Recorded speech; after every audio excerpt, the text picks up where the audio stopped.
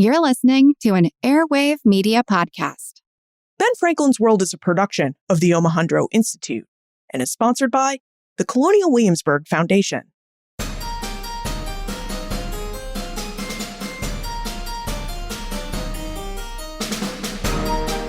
Hello and Happy New Year! Welcome to episode 319 of Ben Franklin's World, the podcast dedicated to helping you learn more about how the people and events of our early American past have shaped the present-day world we live in. And I'm your host, Liz Covart. We all know the story of how in 1492, Christopher Columbus sailed the ocean blue and found himself in the Caribbean. Now, one of the islands that Columbus stopped at during his first voyage across the Atlantic was the alligator-shaped island that sits right at the opening of the Gulf of Mexico and approximately 90 miles from the Florida shoreline. This island is, of course, the island of Cuba. Now, what do we know about this island that the Spanish described as the key to the Indies? What kind of relationship and exchange did early Cuba have with British North America and the early United States? These are some of the questions that we'll be asking in this episode, as Ada Ferrer, a professor of history and Latin American and Caribbean studies at New York University, joins us to investigate the early history of Cuba with details from her book, Cuba, An American History. Now, during our investigation, Ada reveals what Cuba was like before the arrival of Christopher Columbus and the Spanish, why the Spanish and other European empires considered Cuba to be the key to the West Indies, and details about early Cuba's relationship with British North America and the early United States, including details about Cuba's role in the American Revolution. But first, Happy New Year! We have made it to a new calendar year, and there's reason to be excited. The Omohundro Institute's digital audio team and I have planned an exciting first quarter of episodes, and we're in the process of planning many more.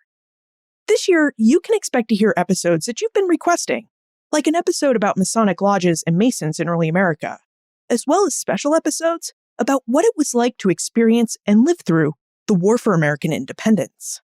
So really, I just wanted to take this moment to get you excited about Ben Franklin's World in 2022, and to thank you for listening and for choosing to spend your time with us. All right, are you ready for our trip to early Cuba? Let's get to it.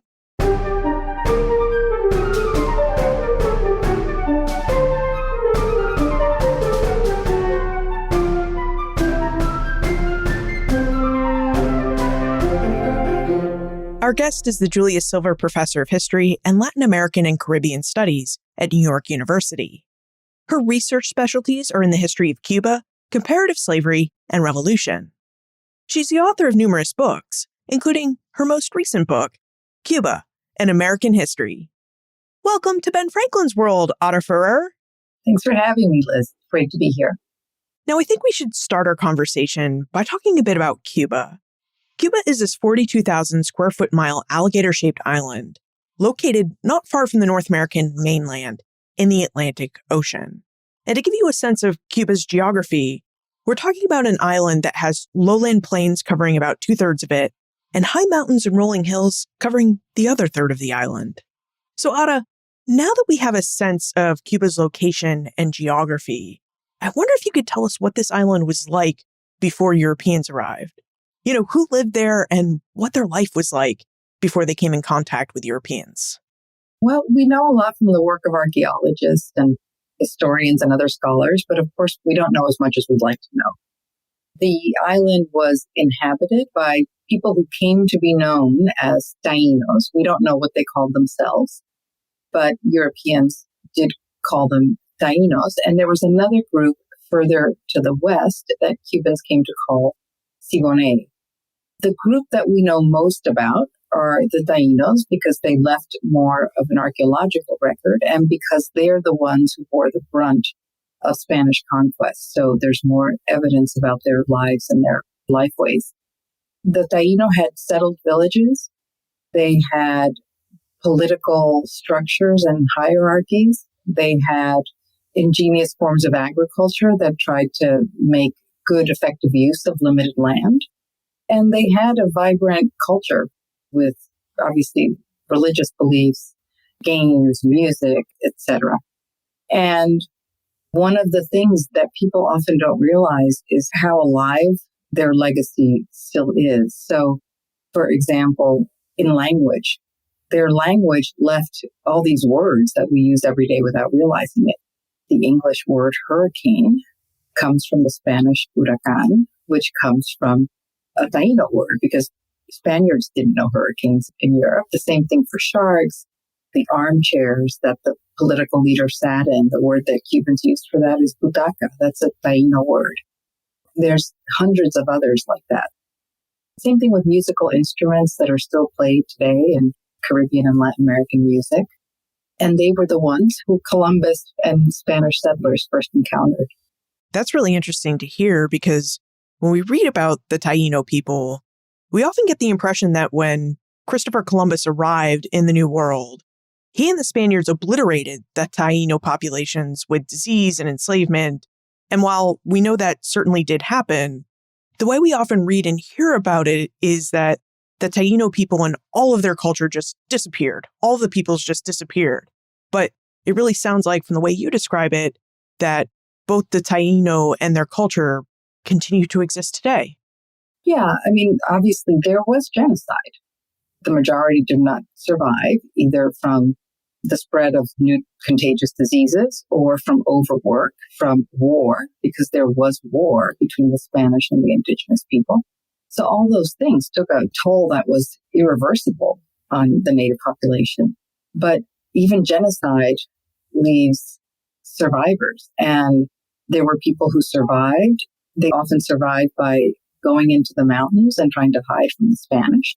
So there were communities that were able to survive. There was also intermixture after the Spanish came and so on. So the population was, by and large killed, but obviously not every indigenous person died, and they tried to survive as best they could.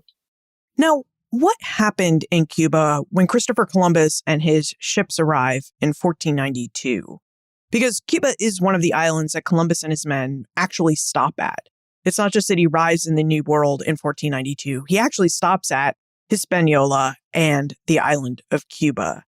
So could you tell us what this moment of contact was like? Because when we talk about contact in the North American mainland situation, we find that Europeans had been around Atlantic shores and interacting with indigenous peoples there for quite some time before we actually see the French and the Dutch and the English and even the Spanish colonize in North America. But when we're talking about 1492, we really are talking about a first encounter here. So how did the Taíno experience this moment?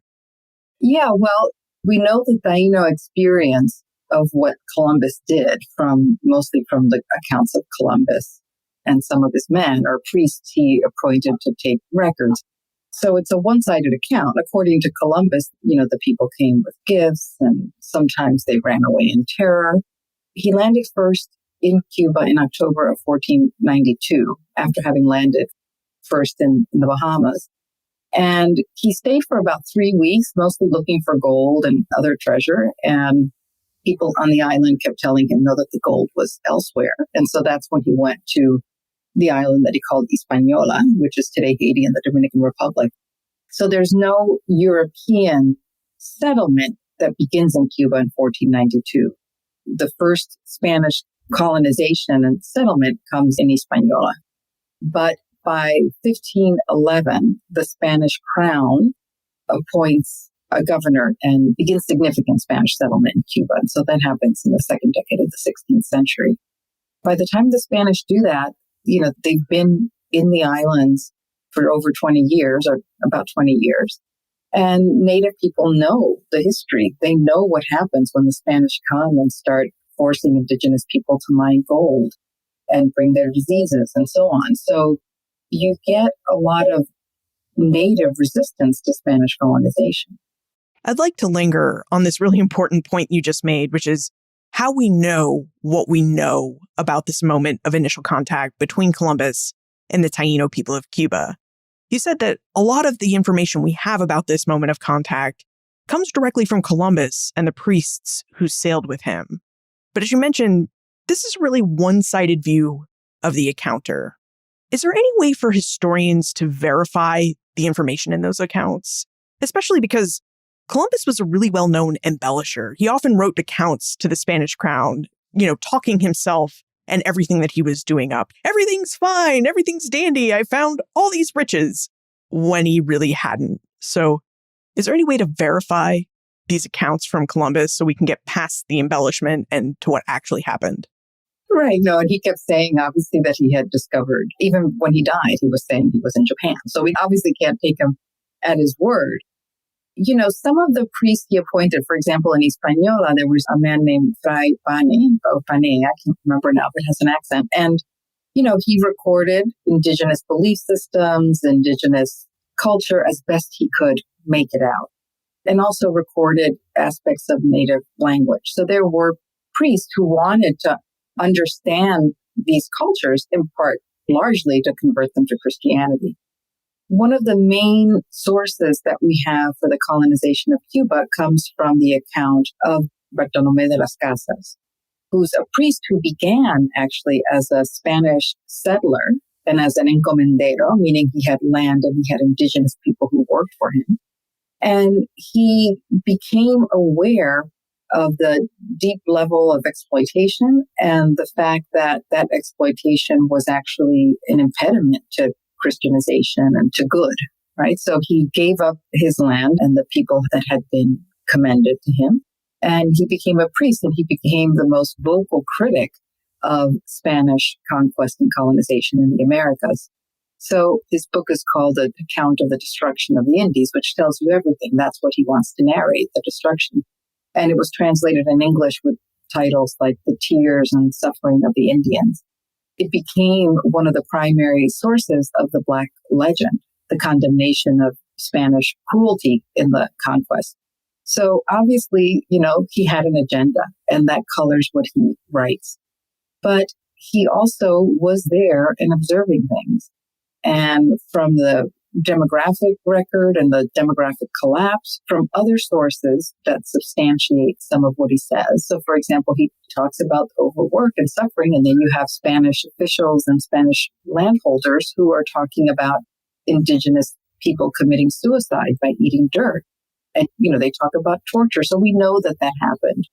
One of the most interesting stories, if I can go on a little longer, one of the most interesting stories that Las Casas tells is of an indigenous leader named Atuey.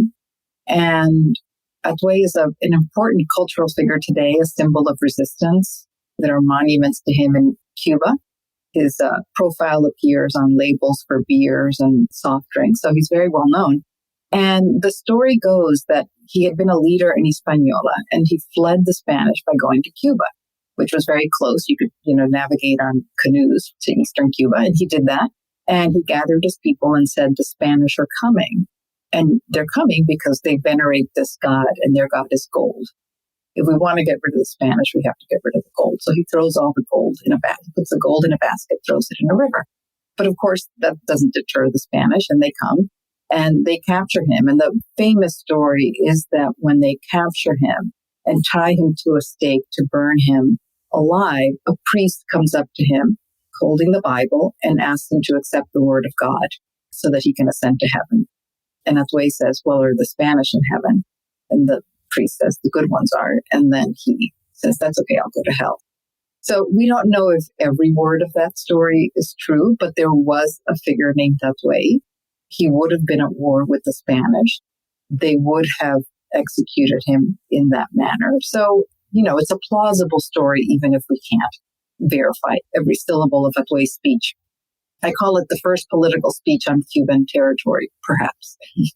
I know we want to talk more about Spanish colonization and the more modern state of Cuba, but you mentioned that Atuey flees the Spanish people in Hispaniola by taking a canoe and going to Cuba.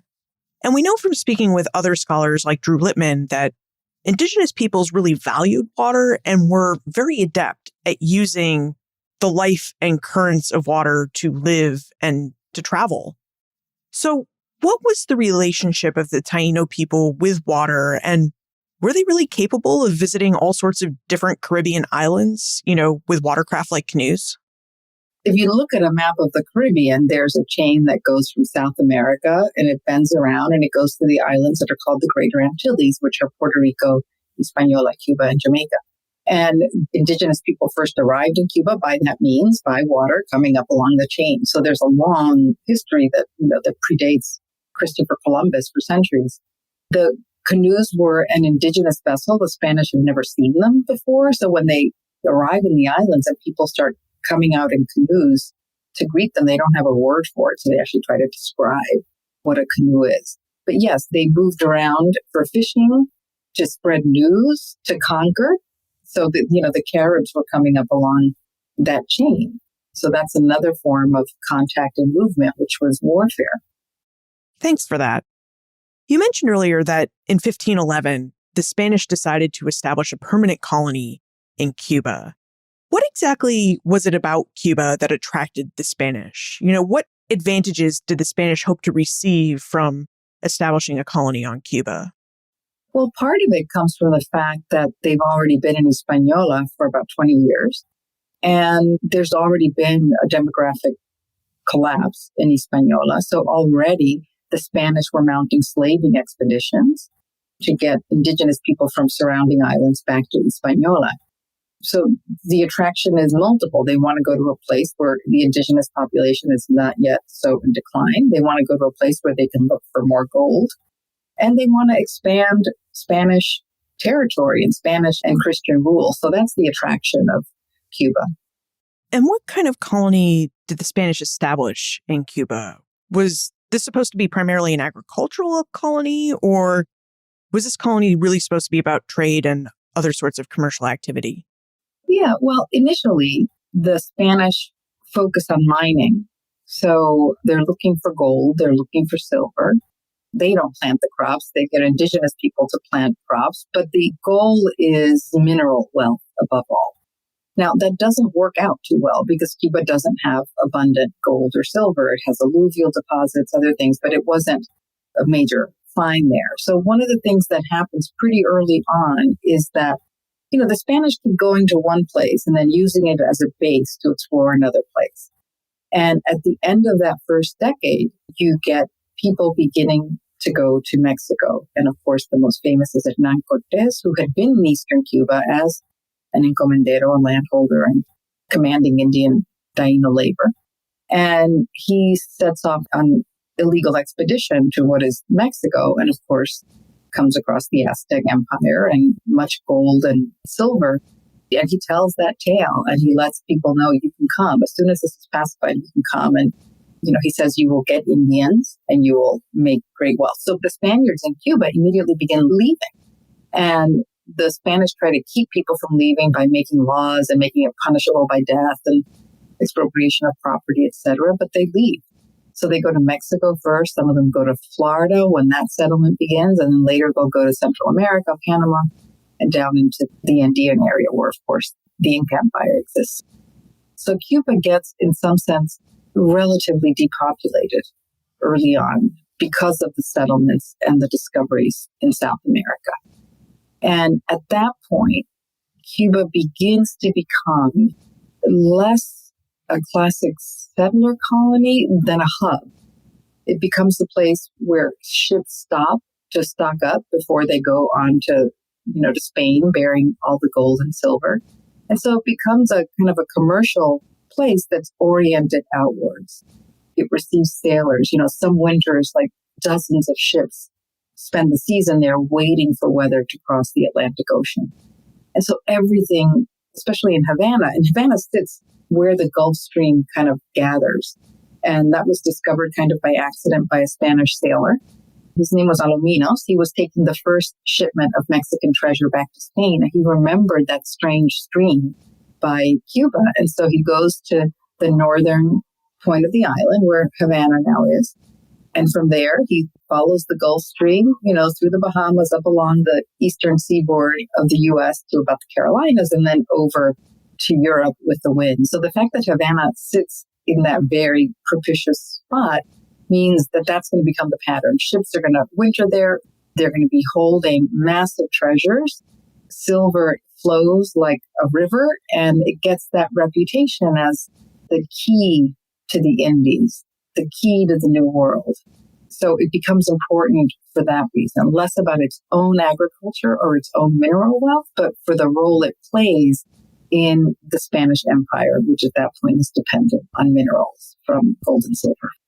So Cuba really played a key role as a transportation hub in the Caribbean, as a place where Spain's treasure fleet could gather from Mexico and stock up on supplies before it went across the Atlantic Ocean to deliver up its treasure, and also as a place where people could kind of get the lay of the land and figure out whether they wanted to move to a different Caribbean island or somewhere on the mainland of the Americas. Now, in episode 139, we spoke with Andres Cercendez, who told us all about indigenous slavery that was happening at the hands of the Spanish, where the Spanish enslaved indigenous peoples to work their gold and silver mines in Mexico and Peru. You mentioned that the Spanish really had kind of a labor shortage in the Caribbean, and I'm wondering, did they ever take Cuba's Taíno people to Mexico or even to Peru so that they could work their gold and silver mines there? I mean, there might have been some that were taken, but it wasn't a general pattern. And usually the Spanish left a place after the indigenous population was already in decline in that place, thinking that it wouldn't be where they were going. You know, there might have been a few, but it wasn't a general pattern. So what we're really seeing here is Spaniards moving to and from different islands of the Caribbean and areas of the Americas, not necessarily indigenous peoples. To the New World, yes. African enslaved people are there in Cuba from the first voyage. It's not full-scale plantation slavery, as we'll see later. You may have had some Taino people accompanying them, perhaps as translators. That also became a thing. And some Africans. But by and large, when I talk about, people leaving Cuba to go to Mexico, it's by and large the Spanish settler community. Cuba served as an important transportation hub in the Caribbean, but how else does this island fit within the larger world of the Atlantic economy that really develops between the 17th and 18th centuries? Because you have mainland America, Europe, Africa, and different Caribbean islands all trading with each other. They're trading goods, they're trading people, they're trading ideas. What role did Cuba play in this larger set of exchanges? It plays an enormous role, and that's why, it comes to be called the key to the Indies. When the Spanish king gives Havana a seal, it's the key because that was its role. Spain in the 16th century and into the 17th was a major power, a wealthy power. Other European empires wanted to kind of get in on the lucrative business of New World conquest and colonization. And Cuba became a linchpin because it became the place where all that wealth was gathered, where people went before crossing to the New World. So basically, Havana and Cuba became a target. So as the British and the French are trying to get in on Spanish wealth, as pirates are patrolling the Mediterranean Sea, they soon realize it's much better to go hang out in the Caribbean because there's no forts, there's fewer Spanish forces, and there's all this silver and gold. And because Havana becomes the place where, sometimes there'd be 30 or 40 ships, all with massive shipments of gold and silver. So everyone wanted to attack Havana. Everyone wanted Havana for themselves. So it played that kind of role. We see that kind of European covetousness of Havana, play out in the 18th century when the British attacked. I'm glad you raised Cuba's history with pirates, because there was a major pirate attack on Havana in 1555 that I'd like us to talk about. So, Ada, would you tell us about this attack by pirates and about who these pirates were? So there had been attacks before, but the 1555 one was the first one that was documented significantly and that we know about. The pirates were French. They were French Protestants, and they came in and basically razed Havana to the ground. They burned every building in the city except for, I think, a hospital, a church, and the place that they used as their own headquarters. They expected to make more money than they did, but when they arrived, the treasure fleet had sailed. There was not much silver in the city, and so that was their retaliation. To burn the city, they took African captives, enslaved people captives, and hanged them in public. But that attack also, it stepped up Spanish protection of its New World wealth. So it began, for example, instead of appointing lawyers as governors. It began appointing military men as governors. They established campaigns to get rid of the French along the Florida coast so that there would be fewer local threats. They began shipping the treasure in fleets. So rather than ships crossing individually, they had to cross all together, escorted by armed vessels. So therefore the term Armada. So the attack caused Spain to realize the importance of Havana and to step up its military presence, its fortifications. The building of fortifications took off as a result. And those fortifications still exist today. They're beautiful structures that guard the entrance to the Bay of Havana. They were built by African slaves. It's at that point that you begin to get more direct vessels from the African coast to Cuba in the later 1500s, in 1550s, 1570s.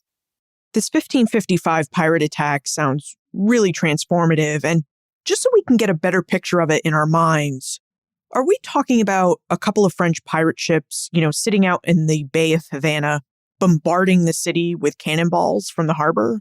Or are we actually talking about pirates making landfall and setting things ablaze as they ransack the town looking for treasure?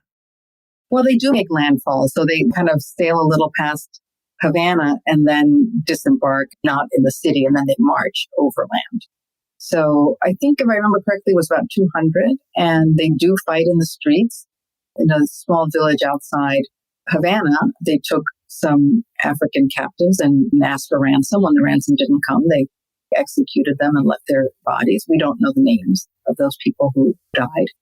They went into churches and performed all kinds of sacrilege. They took the priest's robes and wore them around the city as they marched. They took treasures from churches and so on. So it was a pretty memorable event. Colonial Havana was really known to have quite the garrison, which was put in place to protect its harbor because, as you mentioned, this is where the Spanish treasure fleet from Mexico stops to resupply before it goes off across the Atlantic to Spain. It sounds like Spain really didn't start to build this garrison until after this 1555 pirate attack. So was there anyone in Havana to really defend the town when the pirates attacked? Was there a citizen militia that turned out? Was that all there was to turn out? The garrison was established later. So, when it happens, the governor calls on citizens to come out and defend the city. And it's partly in response to these attacks and to the threat of attack that you get this profound militarization of Havana in its aftermath.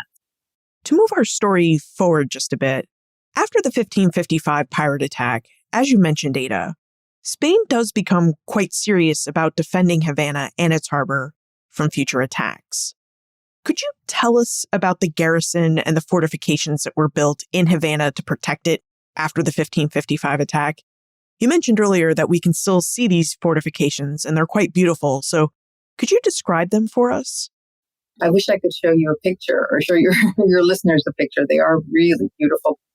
They're massive stone structures with lookouts and places to put cannons and to fire. And basically, if you look at a map of Havana, it's a huge harbor and very, very deep. So basically what they did is they put forts on either side of the entrance to Havana. So they would guard the entrance. Sometimes they would put boom chains between the two forts to keep ships from coming in.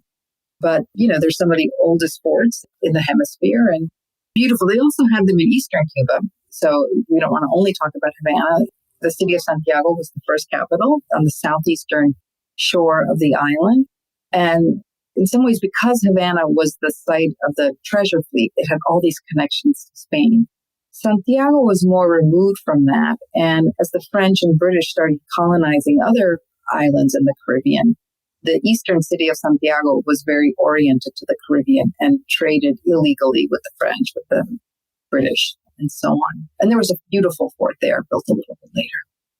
Thank you for that description. And I think it's going to come in quite handy now because, as you mentioned earlier, Havana was attacked again during the 1760s, and this time by the British during the 7 years of French and Indian War. Why did the British attack Havana, and what was the attraction of Cuba for the British? Because it's not like the British had discovered a place like Mexico that's full of gold and has its own treasure fleets to send across the Atlantic. As I said before, every European monarch wants Havana. It's associated with wealth, with the presence of silver and gold. And also they realize that it has other value. And the value comes in part from its location. So Havana is situated at the intersection of the Atlantic Ocean, the Caribbean Sea, and the Gulf of Mexico. So you could almost see it as kind of a barrier, a guard for that whole world. It commands a privileged post in those three waterways.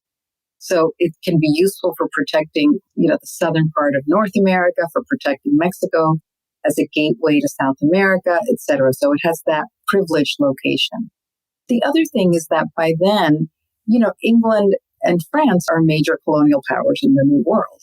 And in some sense, they've surpassed the Spanish. And they've done that not by mining for gold and silver, but by developing agriculture, commercial agriculture, tropical agriculture for export. So there are major economies built around the cultivation of sugar and the cultivation of tobacco and the cultivation of coffee. And the French and the English realized that Cuba has that potential.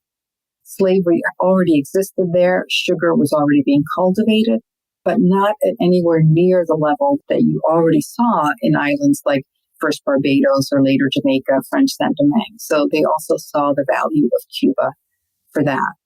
And so the British attack in 1762, as you say, towards the end of the 7 Years' War, the French and Indian War. And it's a major event, not just in Cuban history, but in Atlantic history. The siege lasts for weeks. The Spanish resist. By then, there are Spanish garrison, but you also have colonial militias, including a black militia. And they managed to resist. And it's only after the arrival of forces from the 13 colonies, from places like Connecticut and Rhode Island and so on, that the British are able to attack one of these forts and take it and then attack the other side of the bay in Havana. And so they defeat the Spanish. The Spanish relinquish Havana to Britain, and then Britain occupies it for 10 months. And a few things happen in those 10 months. One is that they open up trade. So gone are the Spanish trade monopolies. And so North American merchants in particular descend on Havana with all kinds of, with flour, with raccoon hats, with, whatever it is they want to sell. And they go there to buy lumber and to buy sugar. So that trade between the 13 colonies in Cuba kind of booms in the aftermath of the siege. The other thing that the British do is that they open up the slave trade. So before this, the Spanish had a monopoly arrangement in the slave trade where one company was given license to sell African captives. The British eliminate that. And even before the surrender, there's a slave ship in the harbor, waiting to unload and sell its cargo.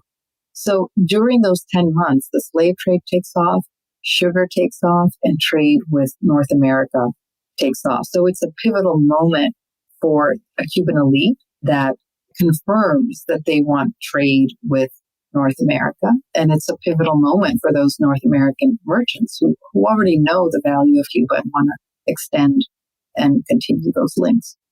Wow, that's a lot of economic development to take place in 10 months. What happened to Cuba and all of this economic development that happened rather quite quickly, but sounds like it happened quickly because the Cubans were really excited about it?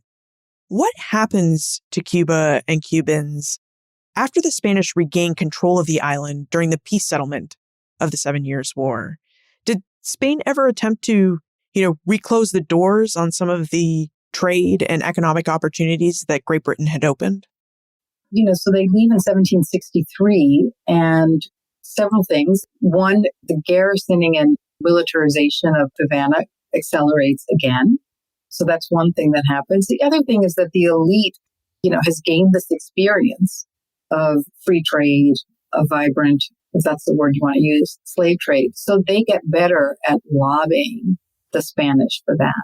And, the Spanish themselves are engaged in reforms at this point, the Bourbon reforms that try to recalibrate the colonial and imperial relationship to make it more profitable for Spain. And they're willing to consider other kinds of wealth than mineral wealth. So the Spanish also is wanting to continue some of the policies that the British had instituted. And then, of course, that's going to get even more power with the French and Haitian revolutions.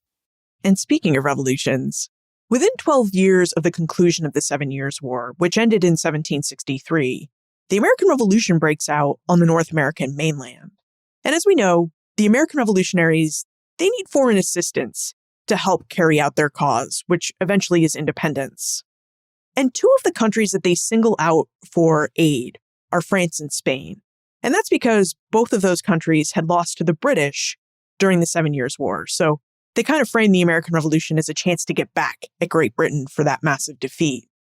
Now, France, and to a similar extent, Spain, do respond to some of these requests for aid by providing covert aid to the revolutionaries.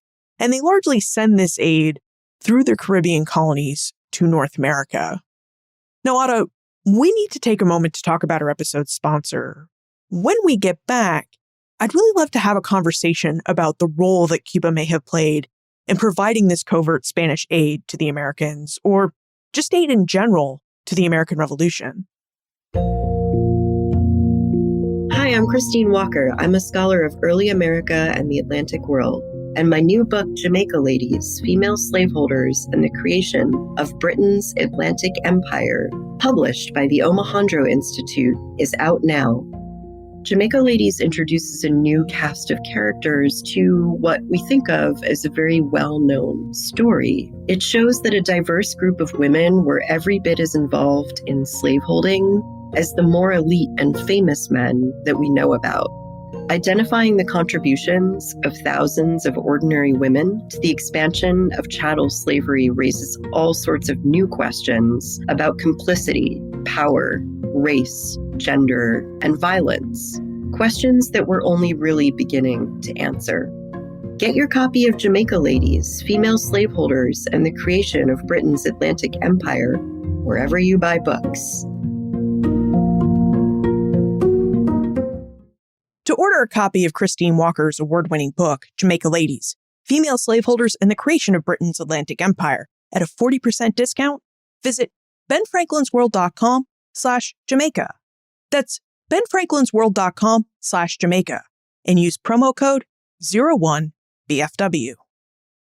Ada, did Cuba send aid or help Spain send covert aid to the American revolutionaries during the American Revolution? Yes, quite a bit. I mean, some of it wasn't even clandestine. So when the Americans appealed to France and Spain, Spain agrees that part of the aid it will give is basically opening up Havana to the revolutionaries. So Spain itself allows that to happen. And then merchants on the ground in Cuba take enormous advantage of that. So I should say there was a Cuban slave trader named Juan de Miralles, Spanish-born, but he'd been on the island for a while and had married into a rich Cuban family.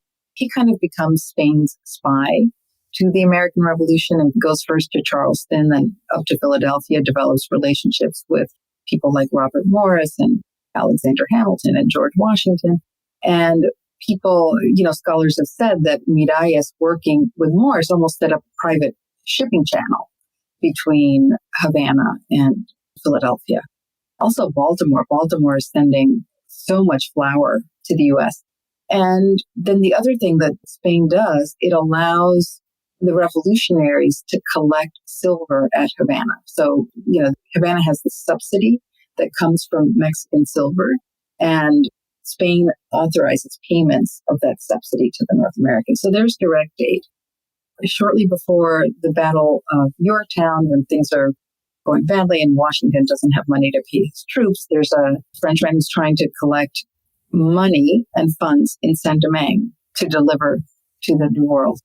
But there's no money in Saint-Domingue at that point. And so they go off to Havana to get money. And the story goes that people contributed what they had. Women gave their jewels, and that money then arrived. And, George Washington saw the French fleet arriving with assistance and was relieved. So people have talked about that Cuban assistance to the Washington for the Battle of Yorktown. Did Great Britain ever think about retaliating against Havana and Cuba for their assisting the American colonists? The Spanish were rightfully fearful of the British. I mean, it wasn't that long after the 7 Years' War. For the American revolutionaries, the issue was independence and the war against Britain. For Spain, it was much more. So Spain participated not because it wanted to help the American revolutionaries. Actually, they didn't really want to help the American revolutionaries because they worried what kind of precedent it would set for their own colonies. So they were very worried about that, but they saw it as an opportunity to regain territory they had lost. So they wanted Jamaica back. They wanted Gibraltar back. They wanted to protect their territory in the Mississippi River area, right? So they did it more for that reason. And of course, in the end, it didn't work out. They didn't get anything. They never got Jamaica back. They didn't get Gibraltar. And it did set a precedent, which is what they have done. Yeah, I was going to ask you about that precedent because it's really not long after the American Revolution. I mean, it happens starting in the late 18th century that we start to see all sorts of revolutions and movements for colonial independence erupt in the Caribbean and in Spanish colonies in the Americas. When we consider this age of revolutions, which is what historians call it, how should we think about Cuba fitting into this age? Did Cubans also work to achieve their independence from Spain and independence for Cuba? No. So all of South America becomes independent during the Age of Revolution, all of them by the mid-1820s. Cuba does not. Puerto Rico does not. And it's a really important deviation from that norm. Actually, it's a kind of crucial question and central concern in Cuban history. Why didn't Cuba become independent then? And the answer has to do with the American Revolution. It has more to do with the French and Haitian Revolution. So during the American Revolution and during the British occupation, the Cuban elite had seen what could come of a commercial connection to the U.S. So they wanted that, which would make you think, well, then they did want independence, right? And if it had been only that, they would have wanted independence. But the other thing that happens in Cuba in this period is that the Haitian Revolution changes the course, in a sense, of Cuban history. Cuba was already a society with slaves. It already had sugar, but it wasn't a major slaveholding or sugar colony. When the Haitian Revolution happens in Saint-Domingue, as you know, was the wealthiest colony on the globe, the largest producer of sugar in the world. When that happens and the Cuban elite sees that, they say, this is our chance. Our hour of happiness has arrived. And they appeal to the Spanish crown for all these concessions. They say, we can take their place. We can become the new Saint-Domingue. So the king authorizes the freeing of the slave trade. No more monopoly. The king reduces taxes on sugar equipment and the export of sugar and so on. So it's in that period, after the Haitian Revolution, that sugar and slavery take definitive root in Cuba. Then Cuba by the 1820s is the largest producer of sugar in the world. It's one of the major destinations of African captives. And it becomes, when you think of a modern sugar plantation and a plantation system, that's what it becomes in the 19th century as a result of the Haitian Revolution. And what that means is that the Cuban elite, they're in that moment gaining ground. Spain is giving into them. Spain is handing them concessions, in part because they don't want them to rebel. So the elite's in a sweet spot right there. And they're also fearful that if they try for independence, if they unleash a war, that you might get something like the Haitian Revolution. So they preferred to kind of protect slavery, protect sugar, and not risk any kind of social upheaval. And that's one of the major reasons that's given for Cuba deviating from the Spanish-American norm and not opting for independence. Both the profits and the power they were acquiring at that moment, and the fear that it could all be lost through a social revolution among the enslaved. It sounds like the elite of Cuba were making all of the decisions, but I wonder how non-elite Cubans felt about the elite's decision to expand slavery, to expand agricultural production, and to remain part of the Spanish Empire. You know, was there ever a moment where enslaved Cubans looked at what was going on in Saint-Domingue, which was one of the world's most successful slave uprisings, and say to themselves, I think now's our time, this age of revolutions, I think now's our time to step up and take our freedom? Or did non-elite free Cubans see what was going on around them and think, you know, we should stage a social revolution because it may grant us more political and economic power and more opportunities than we have now. Was there any segment of Cuban society during this age of revolutions thinking about staging a revolution?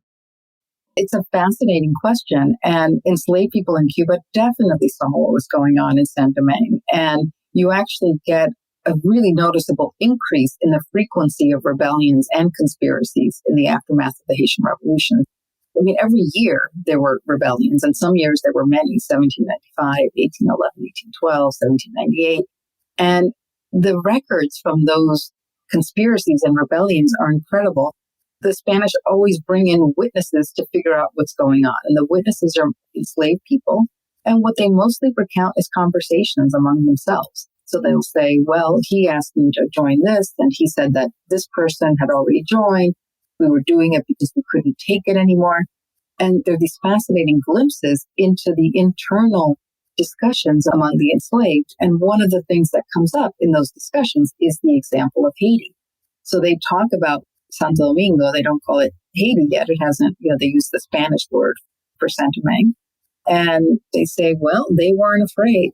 They fought with rocks and they became masters of the land. They became masters of themselves.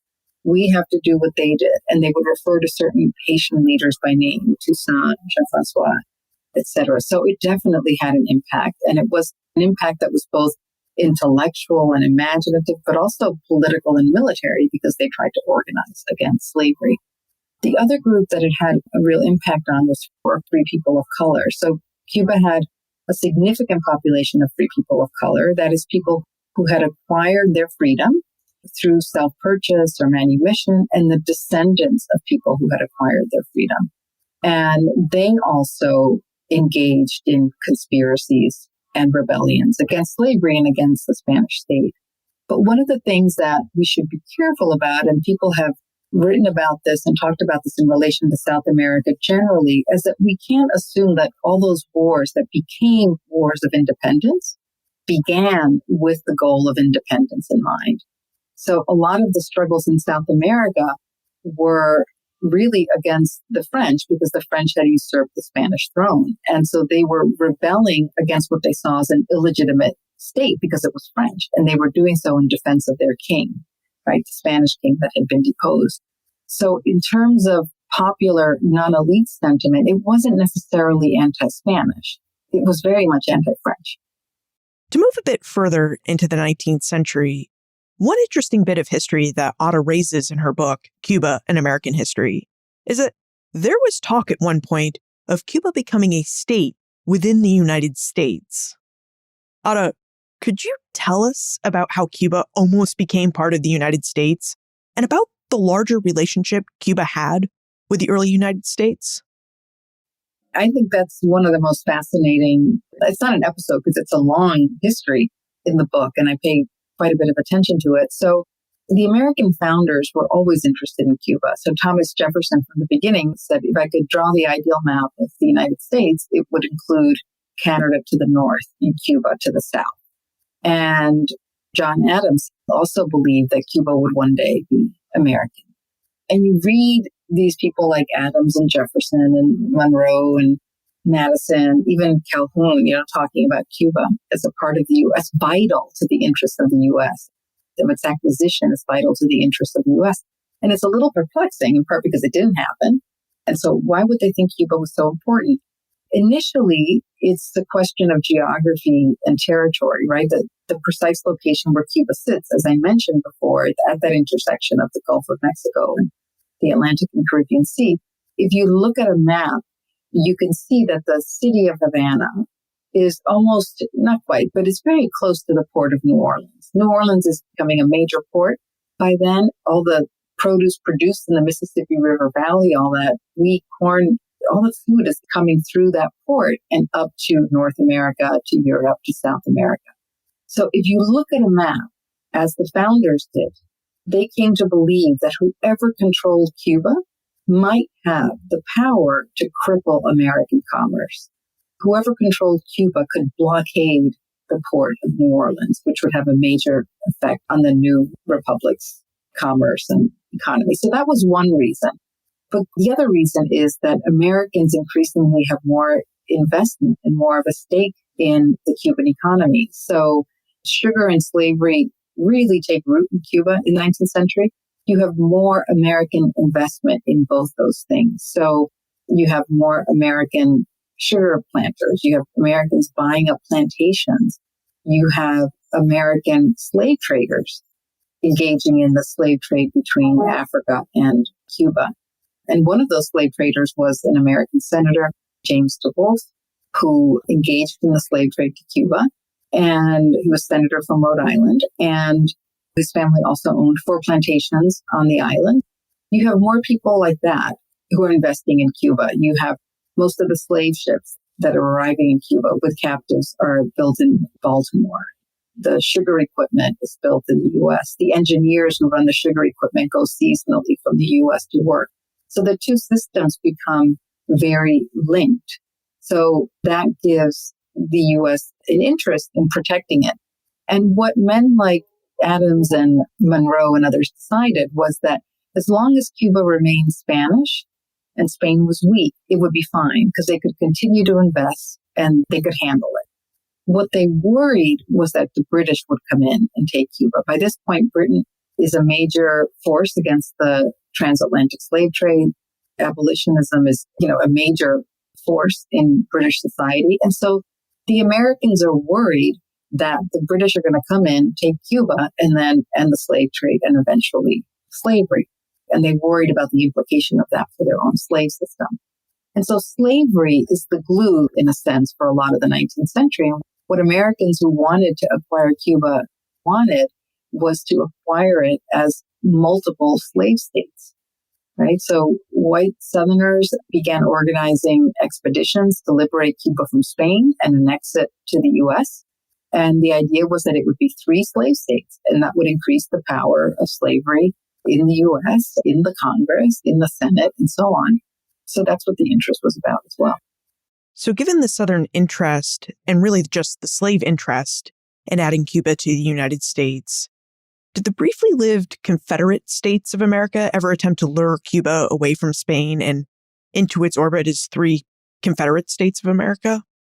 Yes, absolutely. So the Confederate States sent emissaries to Cuba to negotiate with Spain. Spain wouldn't recognize it as a state, but it did recognize it as a belligerent, and it gave it access to its ports. So Confederates traded in Cuba. They bought weapons there.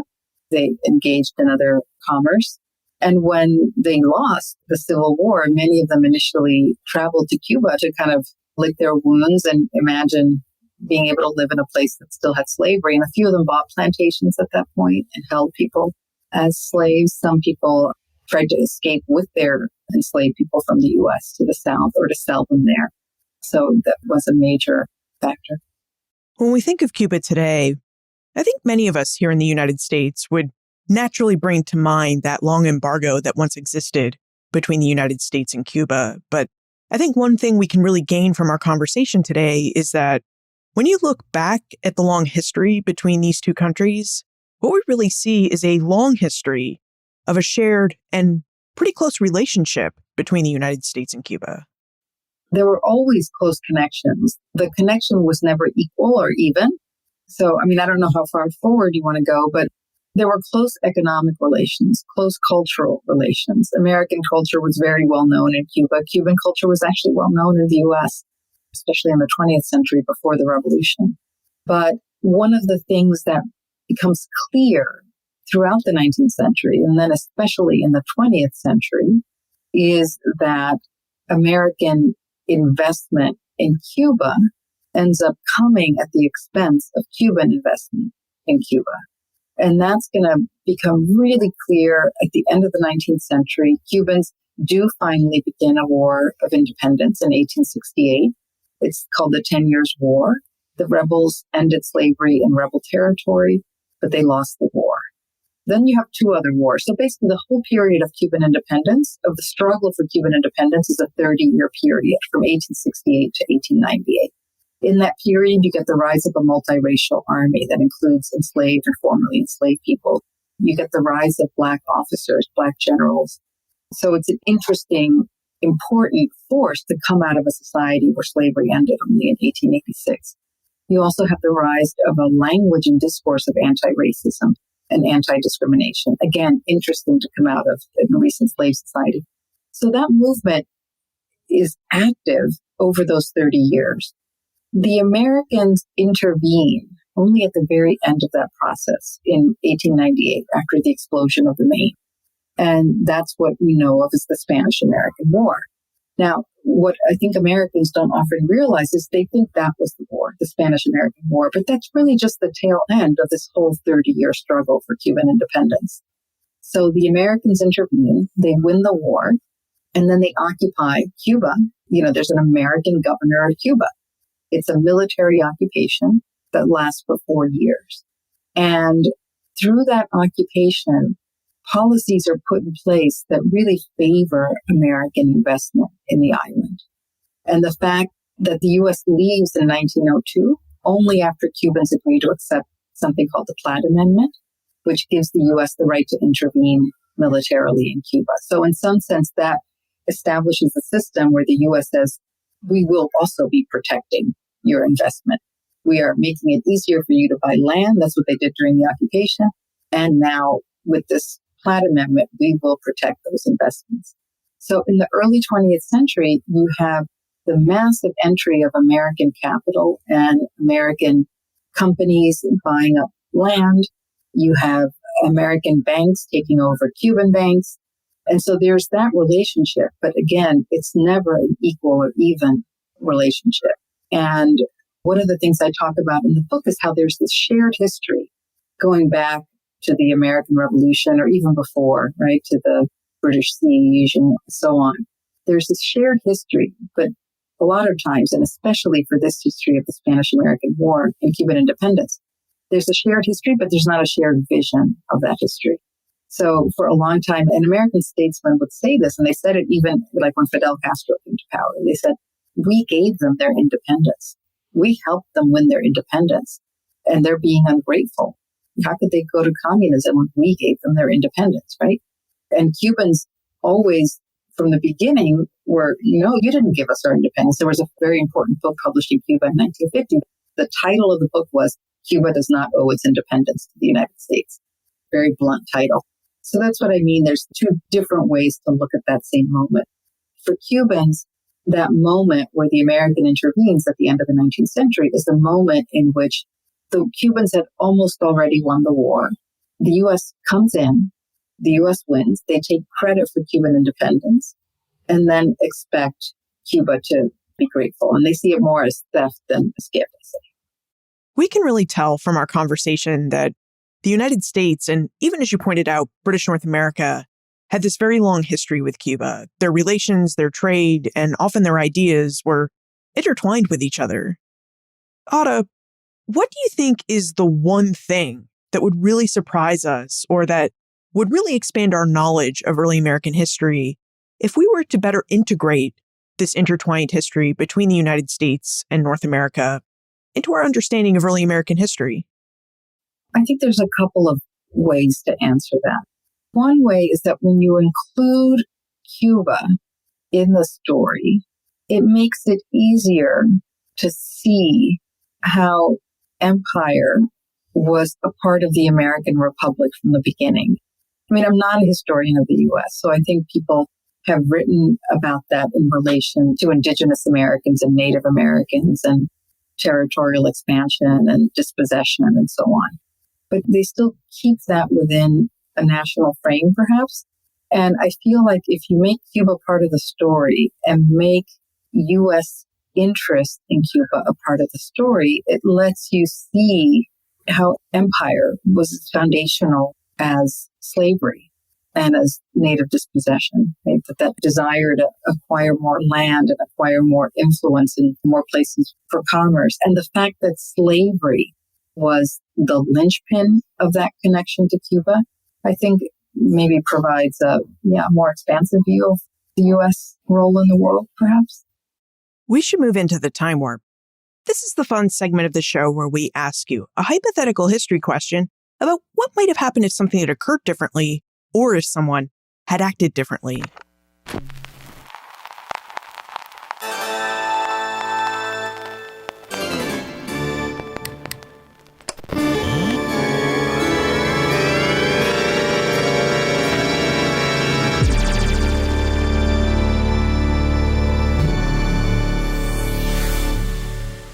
We just discussed how Cuba almost joined the United States.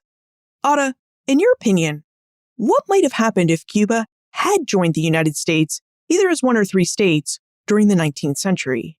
How do you think the histories of both Cuba and the United States might be different? Wow.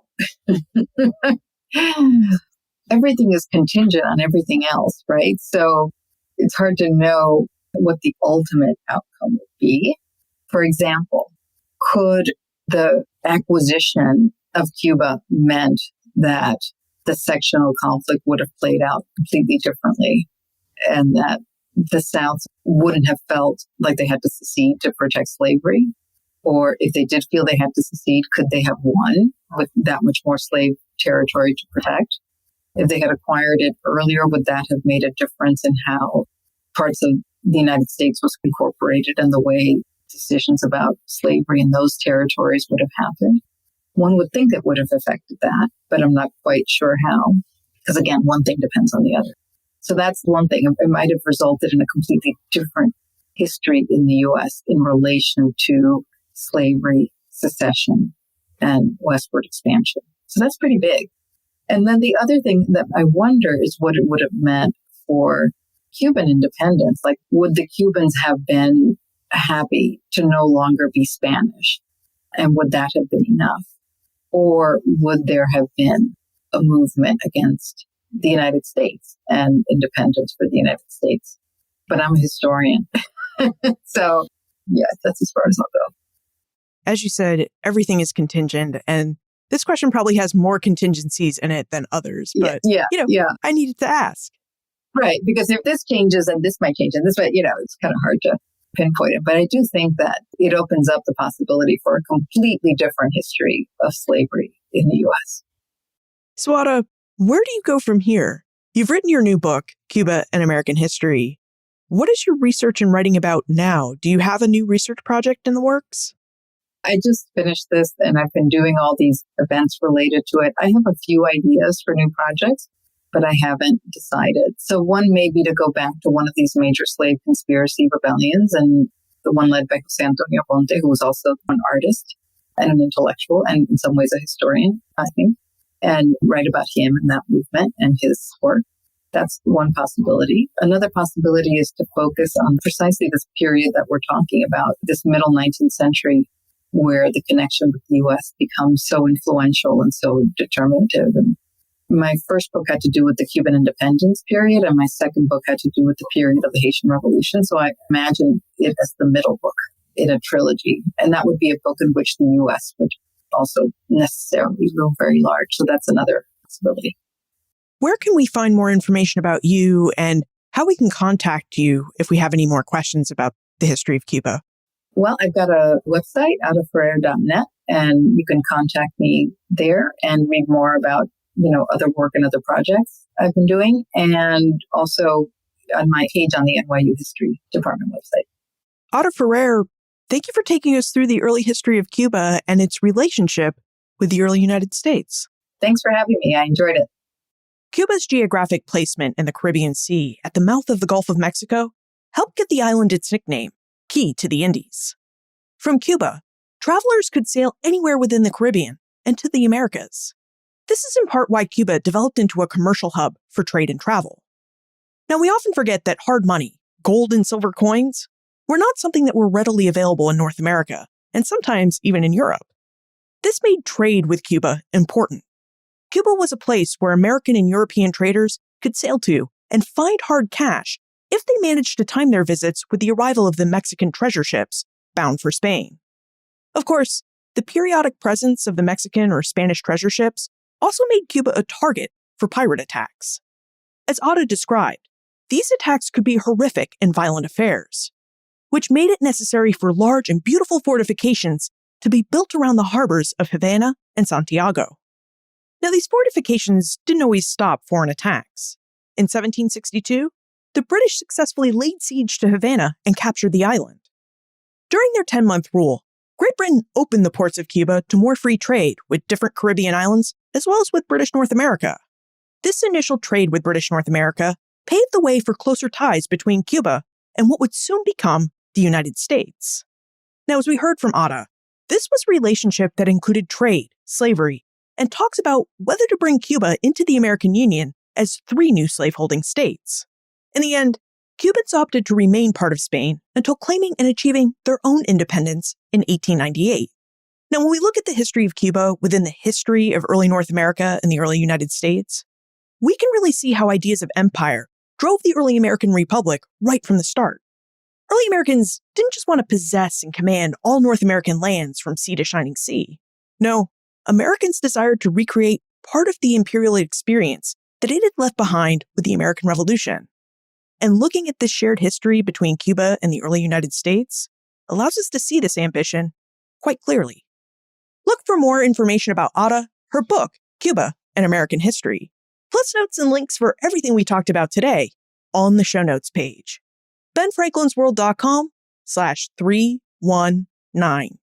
Friends tell friends about their favorite podcasts. So if you enjoy Ben Franklin's World, please tell your friends and family about it. This episode of Ben Franklin's World is supported by an American Rescue Plan grant to the Alejandro Institute from the National Endowment for the Humanities. Production assistance for this podcast comes from the Alejandro Institute's digital audio team: Joseph Edelman, Jessica Brabble, Martha Howard, and Holly White. Breakmaster Cylinder composed our custom theme music. This podcast is part of the Airwave Media Podcast Network. To discover and listen to their other podcasts, visit airwavemedia.com. Finally, you have been telling me that you want to know more about how the history of the Caribbean connects with the history of early America. So, what more would you like to know? Tell me, Liz at benfranklinsworld.com.